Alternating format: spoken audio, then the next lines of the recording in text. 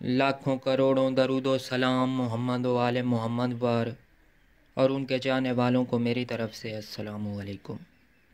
प्यारे दोस्तों, आज आपकी खिदमत में एक अमल लेकर हाजिर हुआ हूँ जिसकी मदद से मरीज़ पर जो तावीज़ात किए कराए जाते हैं, कोई चीज़ पिलाई जाती है जिस तरह या खिलाई जाती है, कोई चीज़ वार कर कहीं फेंकी जाती है, तावीज़ करके कहीं पर दबाए जाते हैं, लटकाए जाते हैं।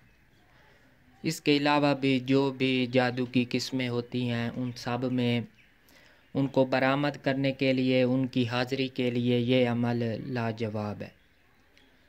मेरा दावा है कि ये अमल आपको किसी किताब में नहीं मिलेगा, क्योंकि ये अमाल सदरी हैं जो मुझ तक कहीं न कहीं से बावसूख ज़राए से पहुँचे हैं। इस अमल में 100% कामयाबी यकीनी है, लेकिन ऐसे अमाल आम आमिल या आम इंसान के बस की बात नहीं होती।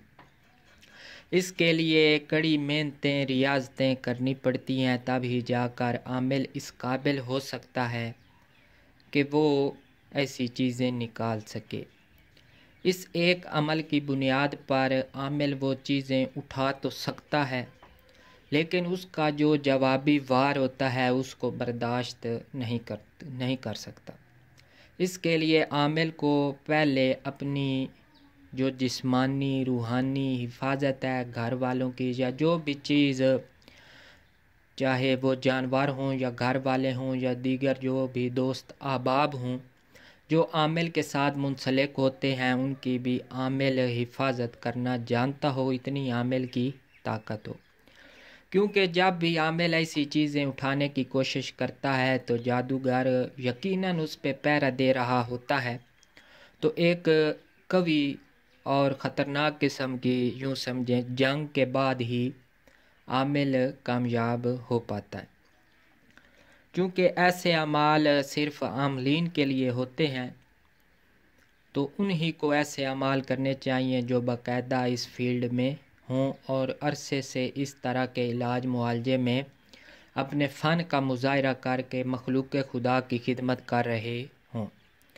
तो बिना वक्त ज़ाया किए अमल की तफसील से पहले हमेशा की तरह आपसे गुजारिश है कि अगर आपने अभी तक हमारे चैनल को सब्सक्राइब नहीं किया तो चैनल को सब्सक्राइब कर लें और साथ बने हुए बेल आइकन को भी प्रेस कर दें ताकि हमारी आने वाली हर वीडियो आपको मिल सके। तो पहले मैं अमल की इबारत को पढ़ता हूँ, उसके बाद आपको इसकी ज़कात के बारे में, रियाजत के बारे में, तोशा जिसको भोग कहते हैं, इस तरह का जो भी तमाम तफसील है वो आपकी खिदमत में पेश करूँगा। तो सबसे पहले अमल की इबारत को पढ़ते हैं।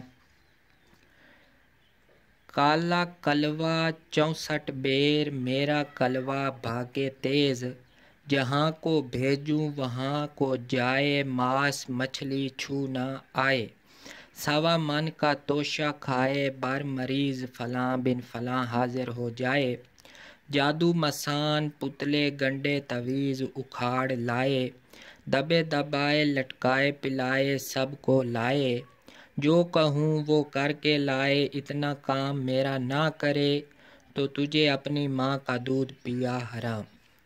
तो ये इस अमल की इबारत है। इसमें आपको एक चीज़ समझने वाली है, वो ये कि ये जो लफ्ज़ है, ये जो हमारे पास अल्फाज हैं, ये ज़कात के दौरान हम अदा नहीं करेंगे। इसमें सिर्फ़ बर मरीज़ हाज़िर हो जाए। ज़कात के दौरान, पढ़ाई के दौरान सिर्फ़ इतना पढ़ेंगे, फ़लाँ बिन फ़लाँ या मरीज़ का किसी किस्म का नाम हम नहीं लेंगे, सिर्फ़ पढ़ेंगे बर मरीज़ हाज़िर हो जाए। तो अब इसकी ज़कात की तरफ चलते हैं। इसकी ज़कात की तादाद जो रोज़ाना की पढ़ाई है वो 108 मरतबा है। 41 दिन लगातार रोज़ाना बानमाज़ शाह वैराने में या किसी पानी के तालाब के करीब, नहर दरिया के करीब हम इस अमल की पढ़ाई करेंगे। हिसार इसमें लाजमी लगाना है, दायरे की शक्ल में बदनी हिसार नहीं करना, और आमिल बग़ैर سلے ہوئے کپڑے پہنے جو کہ نئے ہوں، اس کو عمل کی جگہ ہی اتار کے رکھ دے اور روز جائے اور روز وہی کپڑے پہنے۔ ان کپڑوں کو دھو بھی سکتا ہے، ایسا کوئی مسئلہ نہیں ہے۔ اس میں پرہیز جلالی و جمالی ترک حیوانات لازمی کرنا ہے۔ صرف جو کی روٹی اور منقے کے پانی کے ساتھ یا کشمش کے پانی کے ساتھ استعمال کرے۔ اگر منقع استعمال کرنا ہے تو اس میں سے بیج نکال دے۔ تو لگاتار 108 مرتبہ روزانہ کی پڑھائی کے ساتھ 41 دن اس کی پڑھائی کریں گے۔ پہلے دن ہم نے جو اپنے پاس توشہ رکھنا ہے اس میں بکرے کی کلیجی 1 پاؤ، مچھلی 1 عدد سالم کم از کم 1 سے 2 کلو کی لازمی ہو۔ اس کے علاوہ بڑا گوشت 1 پاؤ۔ اس کو ہم نے ایک مٹی کے کٹورے میں رکھ کے کسی نہر میں، دریا میں، سمندر میں کالے کلوے کی نیاز کی صورت میں، توشے کی صورت میں اس کو نظر کر دینی ہے۔ کسی قسم کے کوئی بھی الفاظ منہ میں نہیں لے آنے، صرف دل میں یہی نیت ہو کہ یہ میں کالے کلوے کو اپنی طرف سے نظر پیش کر رہا ہوں۔ یہ پہلے دن ہم کریں گے اور اسی طرح آخری دن بھی ہم کریں گے۔ اس میں کلوہ حاضر بھی ہوتا ہے، اگر عامل اس سے حاضر ہونے کی نیت دل میں رکھے گا۔ اگر نہیں رکھے گا تو وہ مخفی طور پر ہی عامل کی مدد کرے گا۔ اس میں طرح طرح کے نظارات بھی ہوں گے، کسی قسم کے ڈرنے کی ضرورت نہیں ہے، کیونکہ ایسے ہوتا رہتا ہے، شعبدہ بازی ہوتی ہے، کوئی بھی چیز حصار کے اندر نہیں آ سکتی، جو بھی ہوگا باہر ہوگا۔ اس میں یہ وثوق سے نہیں کہا جا سکتا کہ باہر کون سے نظارے ہوں گے۔ اس میں بعض اوقات بڑے بڑے ہاتھی، اسدے، شیر، چیتے، اس طرح جنگلی جانور وغیرہ نظر آتے ہیں۔ ماں باپ کی شکل میں کوئی آ کے کہتا ہے کہ عمل کو چھوڑ دو، گھر میں کوئی بیمار ہے، دوست آ کے کہتا ہے کہ تمہاری والدہ بیمار ہے، والد بیمار ہے، یا تم یہاں بیٹھے ہو وہاں پہ آگ لگی ہوئی ہے، یہ وہ اس طرح کے دیگر معاملات عامل کے ساتھ پیش آ سکتے ہیں۔ لیکن عامل کو دل گردے کے ساتھ، مضبوطی کے ساتھ، تصور کے ساتھ اس عمل میں ڈٹے رہنا ہے۔ تو 41 دن کے بعد روزانہ ہم اس کی صرف 21 مرتبہ روزانہ کی پڑھائی رکھیں گے تاکہ عمل قابو میں رہے۔ تو جب بھی ہم نے اس سے کام لینا ہو، کسی مریض وغیرہ پر ہم نے کوئی چیز حاضر کروانی ہو، کوئی تعویذ وغیرہ اس میں سے اس پہ کیے گئے ہوں یا اس کو نکالنا ہو، کوئی بھی کسی قسم کا جادو ہو، تو اس کا طریقہ کار یہ ہے کہ ہم نے 1 عدد بڑی والی ہانڈی لے آنی ہے مٹی کی۔ اس میں ہم نے ایک وہی جو توشہ جو ہم نے عمل کے دوران استعمال کیا تھا، یعنی بکرے کی کلیجی 1 پاؤ، مچھلی 1 عدد سالم کم از کم 1 سے 2 کلو کی ہو، اور 1 پاؤ بڑا گوشت، یہ ہم نے 3 چیزیں لے کے اسی مٹی کی ہانڈی میں یا کٹورے میں رکھ کے گھر سے باہر دہلیز پر آپ اس کو رکھ سکتے ہیں، وہاں پہ آپ نے اس کو رکھ سکتے ہیں، چھت پہ بھی رکھ سکتے ہیں، اور اس کے بعد عامل اپنی پڑھائی شروع کرے۔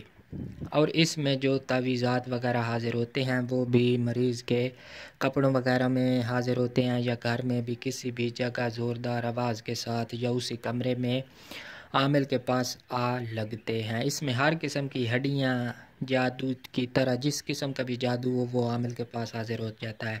اگر عامل مریض کے کپڑے جھاڑے گا تو اس میں سے بھی تعویذات نکلیں گی، گنڈے، اگر اس قسم کے باقی جو کپڑوں وغیرہ پر، بالوں وغیرہ پر جو جادو وغیرہ کیا جاتا ہے وہ بھی کلوہ نکال کے لاتا ہے۔ اس کے علاوہ اگر کوئی چیز کھلائی گئی ہو، پلائی گئی ہو تو وہ بھی الٹی کی صورت میں باہر آ لگتی ہے۔ اس میں سوئیاں وغیرہ بھی ہوتی ہیں، کیل بھی ہوتے ہیں، لیکن مریض کو کسی قسم کی کوئی پریشانی، دقت نہیں ہوتی۔